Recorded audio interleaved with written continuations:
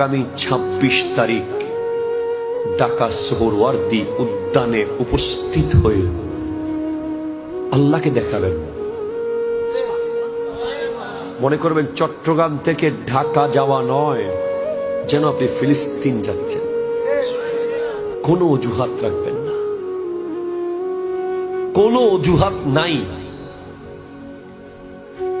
আমি আল হাসনাইন স্মৃতি সংসদকে বলবো এবং আজকের প্রোগ্রাম থেকে গোটা বাংলাদেশকে এই মেসেজ দেব।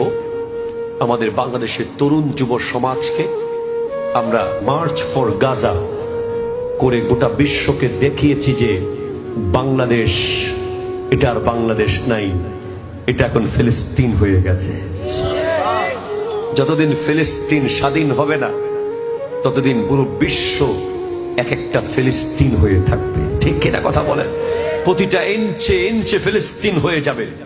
সেদিনের প্রোগ্রাম গোটা বিশ্বের সমস্ত মিডিয়া ব্রডকাস্ট করেছে, কিন্তু আমাদের বাংলাদেশের ২০ কোটি মানুষের বসবাস, প্রায় ১৬ থেকে ১৮ কোটি মুসলমান, এতগুলো মানুষকে একটা প্রোগ্রাম দিয়ে শেষ করে দেওয়ার সুযোগ নেই।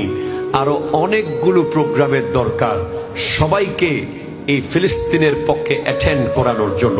সেজন্য আমরা আবার ডাক দিয়েছি আগামী ২৬ তারিখ আমাদের প্রোগ্রামের ডায়ালগ হচ্ছে ম্যাস গ্যাদারিং ফর প্যালেস্টাইন।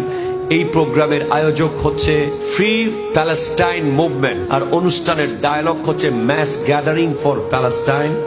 এই অনুষ্ঠানে আগামী ২৬শে এপ্রিল গোটা বাংলাদেশের তাওহীদ এবং রিসালাতের পতাকাবাহীরা সবার উপস্থিত থাকা ইমানের দাবি। ঠিক কিনা কথা বলেন?